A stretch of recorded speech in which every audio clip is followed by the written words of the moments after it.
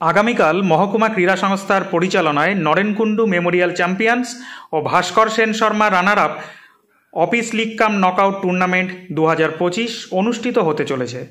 এবারের এই টুর্নামেন্টে মোট 10টি টিম অংশগ্রহণ করছে এবং এই টুর্নামেন্ট 4 দিনব্যাপী চলবে।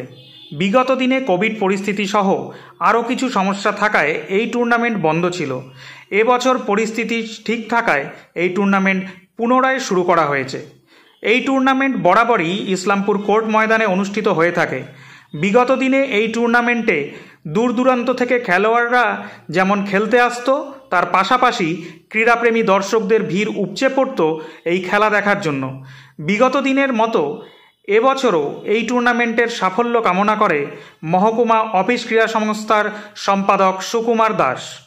সংবাদ মাধ্যমের কাছে তিনি একটি বার্তা তুলে ধরতে চান যে বহুদিন যাবৎ এই মাঠের সংস্করণ হয়নি, যাতে এই ইসলামপুর কোর্ট মাঠ তার পুরনো ঐতিহ্য ফিরে পায় এবং খেলাধুলার একটি সুষ্ঠু পরিবেশ ফিরে আসুক ও এই মাঠকে পুনরুজ্জীবিত করতে সকলের সহযোগিতা কামনা করেন।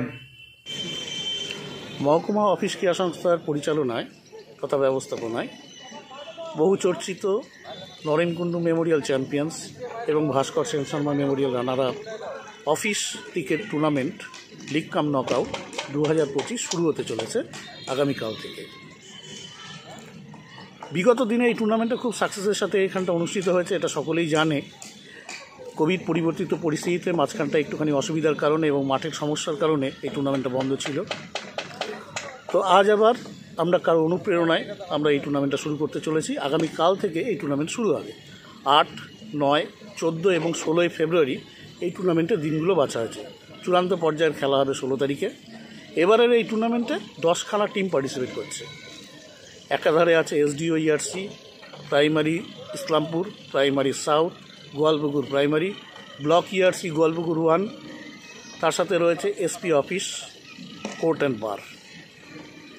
প্রত্যেকটা টিম এবার 3টে গ্রুপে ভাগ হয়েছে। এক একটা গ্রুপে 3টে, সি গ্রুপে হচ্ছে 4টে টিম এসছে। প্রথম লেগে প্রত্যেকে হচ্ছে 2টো করে গেম খেলবে। প্রত্যেকটা ম্যাচ প্রথম লেগে হচ্ছে 10 ওভারের হবে, ফাইনালটা 20 ওভারের হবে।